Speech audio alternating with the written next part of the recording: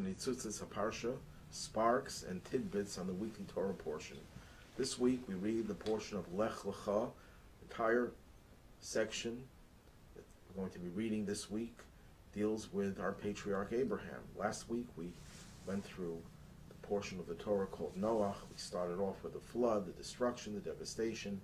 That was followed by the Tower of Babel, which led to confusion and dispersion and fragmentation.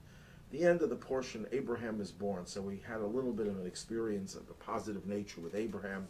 This week we live entirely with Abraham, one of the most remarkable people that ever lived, and who was credited as being the first Jew, which raises a question. Why do we look at Abraham as the first Jew when we know that Noah was said, the Torah says that Noah was a righteous man, perfectly righteous person. So why don't we trace our ancestry back to Noah? We're all descendants of Noah, but we don't consider him to be the first Jew. So this tells you something, that being Jewish is not synonymous with being righteous. In other words, we don't claim that we have the monopoly on righteousness. Righteousness means you do everything right. That's not enough for the Jewish people. The Jewish people cannot just say, God told us to do X, Y, Z, and we did X, Y, Z. That's exactly the way Noah behaved. God could not fault him for anything.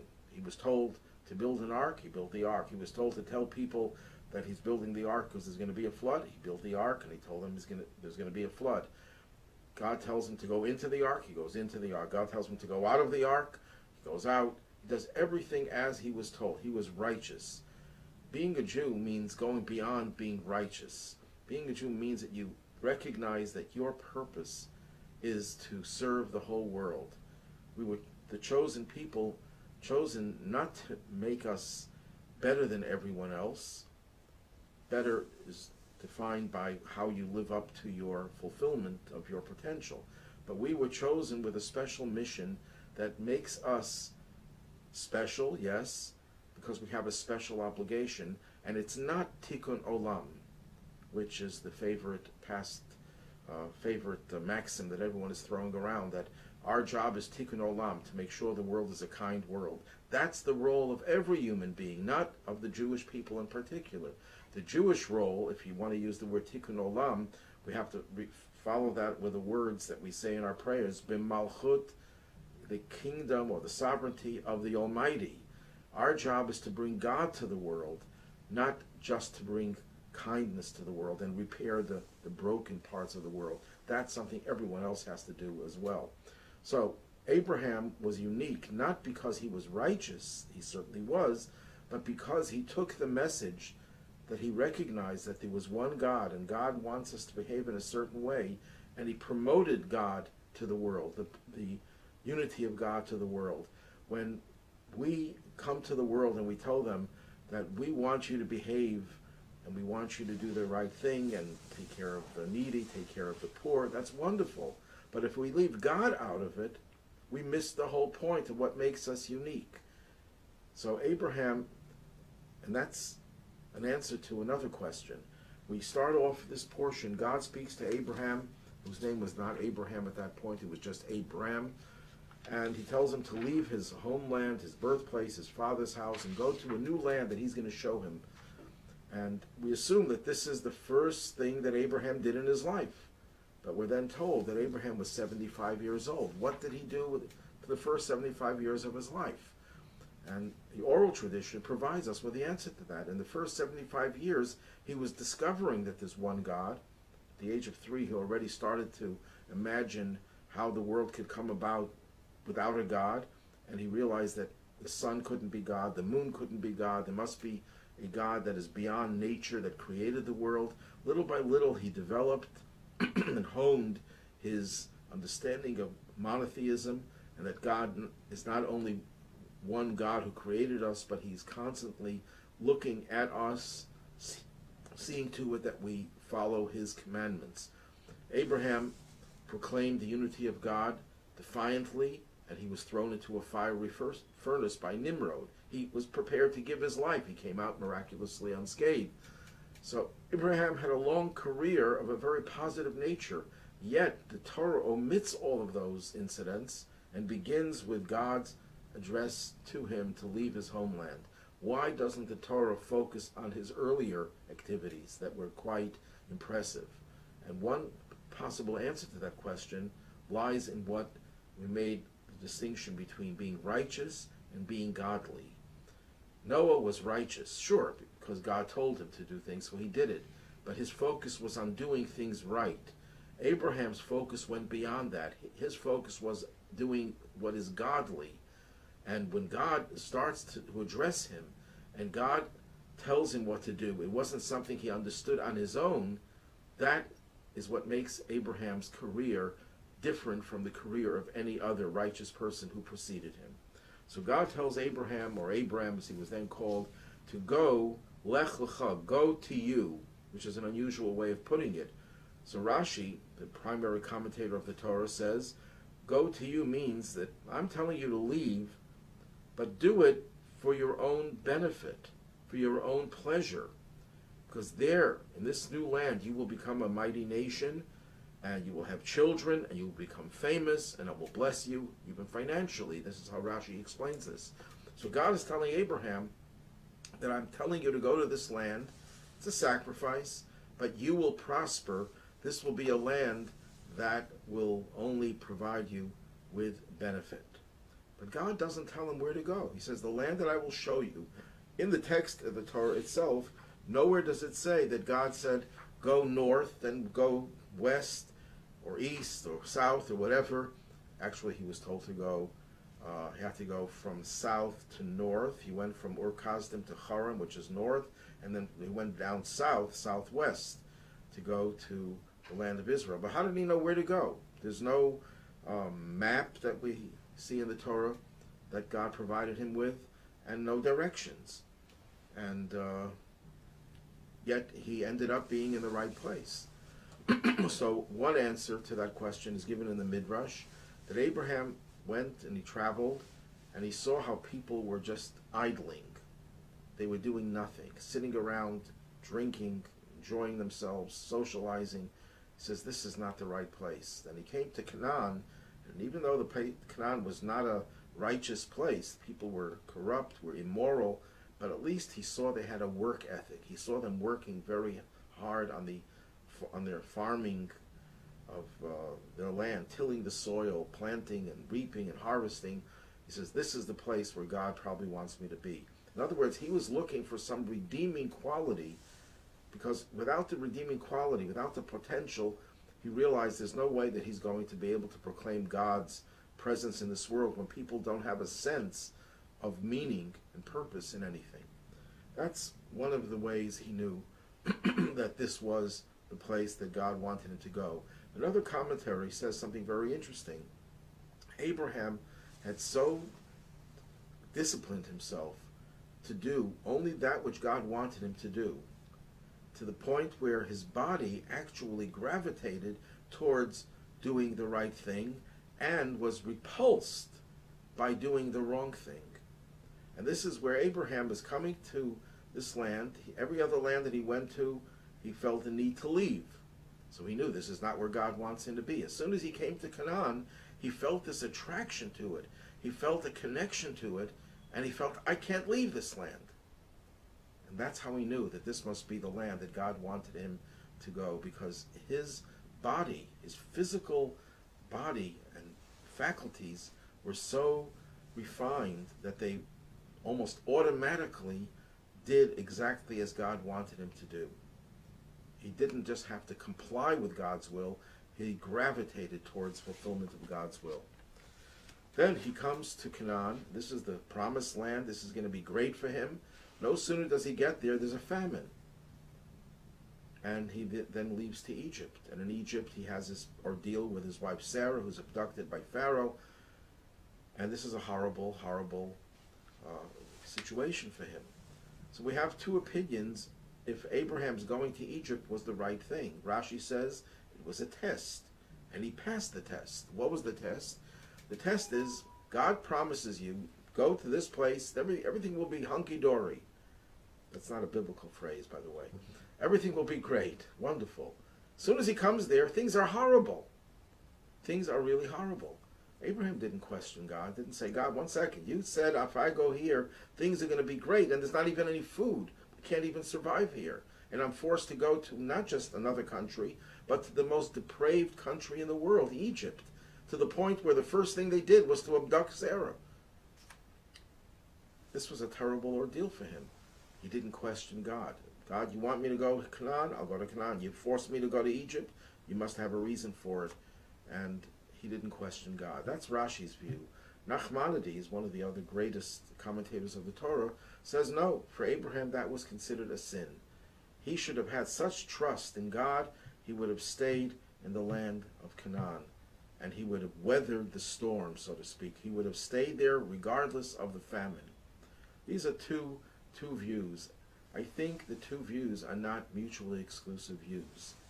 Because as I mentioned before, Abraham had so developed his personality, his body, his faculties, that he gravitated towards doing God's will. So here he is in Israel. He feels an attraction to the land. He feels he can't leave. And all of a sudden, he feels compelled to leave. Now, what would Abraham think? Until now, he was attracted to this land, and now he feels the need to leave. So, on one hand, he knew that everything that he was attracted to was a sign that this was God's will.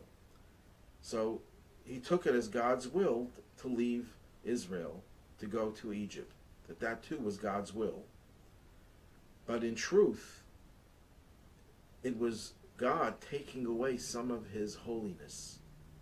So he lost his attraction to the land of Israel.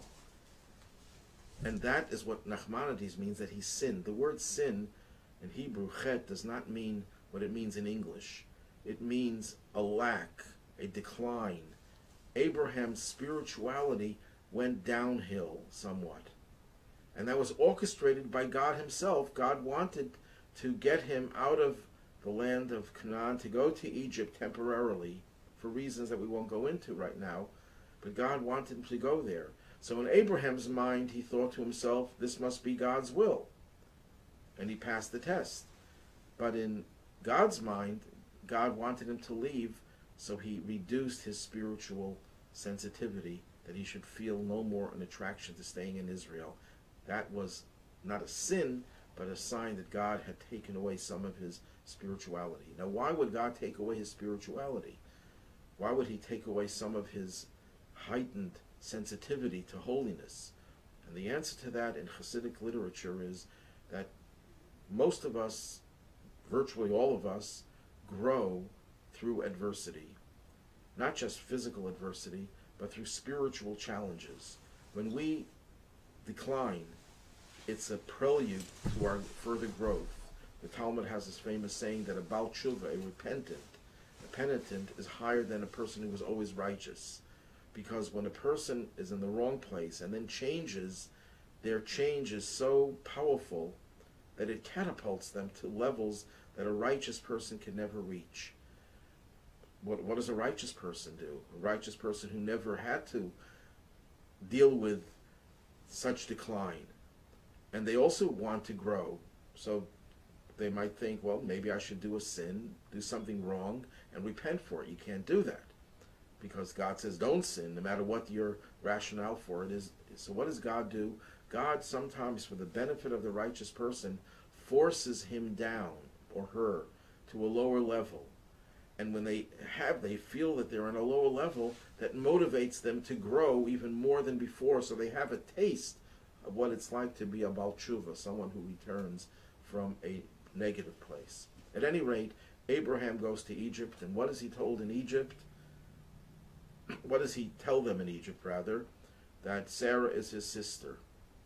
Because he knew that if they would know that Sarah was his wife, the fact that she was so beautiful, and they wanted to take her to become Pharaoh's wife, they would kill Abraham. Why would they kill Abraham? Because if they wouldn't kill Abraham, Pharaoh would be committing adultery. So what do you do when you want to be righteous? You kill someone. Does that make any sense? They want to avoid adultery, so they commit murder.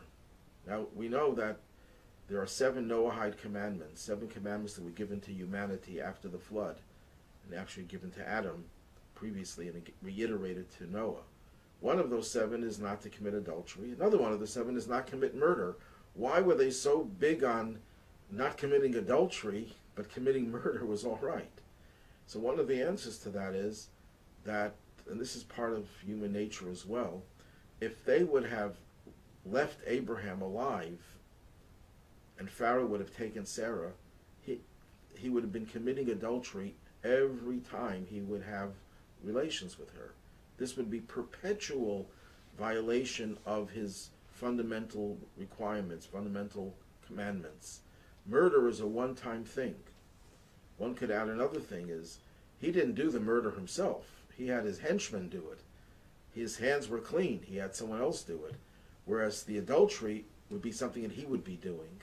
So somehow, evil people find ways of rationalizing their evil by either saying, well, it's a one-time sin, I'll do it, we'll get over it, no one's going to bother me anymore. Perpetual sin is something they can't handle. And secondly, there's a difference between doing it yourself and having someone else do it for you. At any rate, nothing happened to Sarah. But the question is on Abraham. How could Abraham have his wife be so subjected to this type of humiliation and degradation? And he's saying to his wife, tell them that you're my sister so that they don't harm me. Wasn't he thinking about Sarah?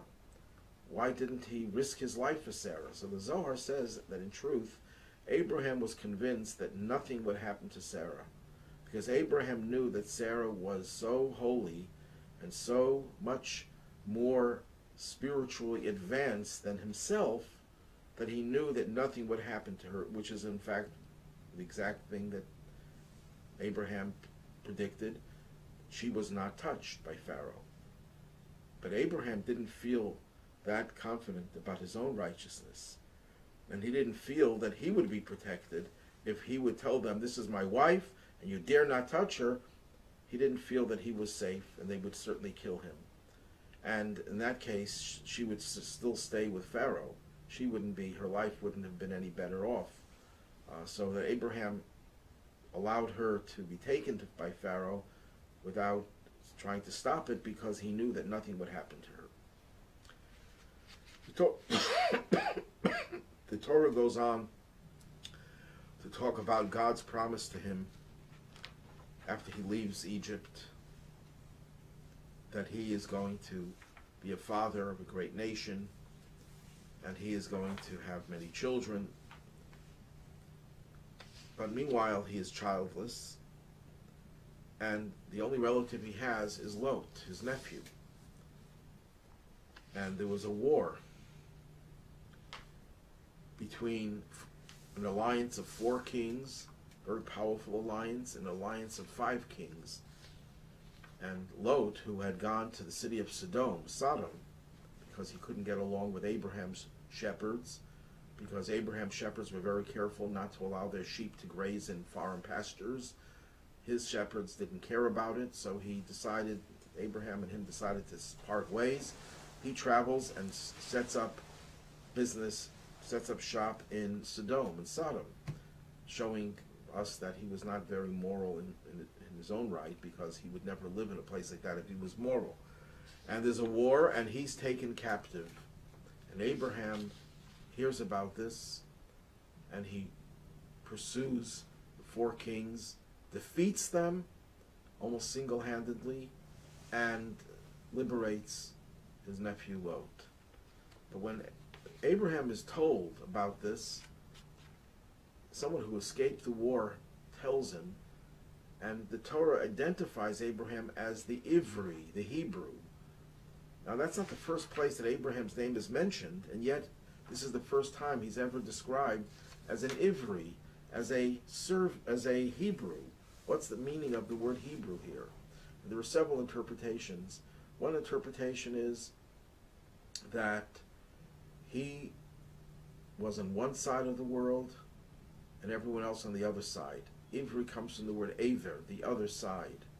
The word for sin, for example, in Hebrew, one of the words for sin, not the one I mentioned before, which was chet, which actually means a lack. But the other one is avera. Avera means crossing over. You're crossing over from one way of living into another way of living.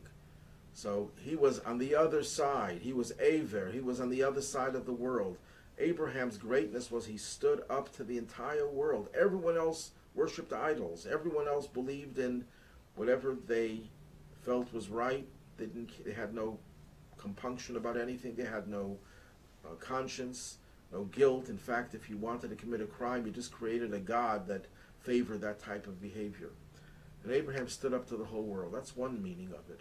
Another meaning of it, he was a descendant of Aver. Aver was Noah's great-grandson, and he was a righteous person, and he descended from Aver, which explains what gave Abraham the energy, to the fortitude, the courage to go out and fight a war against an alliance of 4 kings. But he was imbued with this from his great-great-great-great-grandfather Aver. And the third interpretation is that it comes from the word, the language, Ivri, Hebrew, that he spoke Hebrew. Hebrew is the Lashon HaKodesh, the holy tongue, because it's the language, Nachmanides says, with which God converses. It's God's language. There's human language and there's divine language. The original Hebrew is God's language. Modern Hebrew is a different story. Modern Hebrew is a conglomeration of biblical Hebrew plus a lot of slang, but a tremendous amount of English has been incorporated in Hebrew. So that sometimes you cannot recognize a Hebrew paragraph as being Hebrew. It's 2/3 of the words are English words. But nevertheless, the original Hebrew is Lashon HaKodesh, the holy tongue, which is the most refined language. Maimonides says the reason why it's called the holy tongue is because Hebrew does not have any vulgar language. That's true about biblical Hebrew, not about modern Hebrew. It's a language, a very refined language, and the truth is the two explanations go hand in hand. Because it's divine, because it's godly, it's a very refined language. It's the language with which God converses in the Torah. It's the language with which he created the universe. Because Hebrew is not just a language, it's a force of energy with which the world was created. Abraham's greatness was, number one, he stood on one side of the world. He didn't care about what everyone else said. He was going to do what's right. Number two, he had it in his genes. He had it in his DNA. He inherited this from his ancestor Aver. And number three, his language was so powerful, so godly, that he was able to accomplish things that ordinarily one would not be able to accomplish. There's a long Torah portion that follows all this. Just go to the end of it where Abraham is told that God is going to be making a special covenant with him through the mitzvah, the commandment of circumcision. Abraham was 99 years old when he circumcised himself. And as I'll repeat that, he circumcised himself. And even though he didn't have a medical degree, it might have been against the law because he practiced surgery without a degree, but he did it, and he survived it at the age of 99. And then he circumcised all the male members of his household. Question is asked by commentators. We know that Abraham, this is what the Talmud says, anticipated the commandments of the Torah and observed all the commandments. Even though it hadn't yet been given formally, the Torah was always around, and certain individuals were made aware of the Torah prophetically. And Abraham knew the law that said that you're supposed to circumcise yourself, yet he didn't do it, did everything else, until he was told by God. Why didn't he do it on his own? And the answer is, you can only circumcise yourself once. And if he had done it on his own, he would have missed the opportunity to have it done because of God's commandment. And that is infinitely more powerful than something that we do on our own. Although most people would tell you that things that you do voluntarily are more significant than things that you do because you're commanded to do. The Talmud tells us otherwise, that the person who does something good voluntarily, that's wonderful. He gets reward for it, and it's the praiseworthy and desirable, and people should certainly volunteer to do good. But when you fulfill a commandment of God, that's superior. And one of the reasons for it is because if it's a commandment, if you have to do it, you have resistance to it. If you do it because you're volunteering, your ego pushes you to do it. But when you have to surrender your own will to a will of another, whether the other is another person or it's God, you have resistance to it. Your ego doesn't let you do it so easily. Overcoming that resistance deserves special credit. Another explanation why when you're commanded to do something, it's greater than what you do voluntarily, because no matter how good a person is, no matter how hard a person tries, we are finite. And God is infinite. Anything that's finite can never get close to something that's infinite. But a mitzvah, the word mitzvah comes from a root that means commandment, as well as a bond. When God commands us, He creates the bridge, the mechanism to be able to connect to God, which a finite human being could never have done on his own, no matter how good we are. And we should continue to be good on our own, but we should always look to fulfill God's commandments as the main way through which we connect to God. And that's why Abraham waited to have the commandment, because he knew that that would cement his relationship in ways that he could never accomplish if he did it on his own. Have a good week and good Shabbos, Shabbat Shalom. God willing, we'll continue this in the future as well.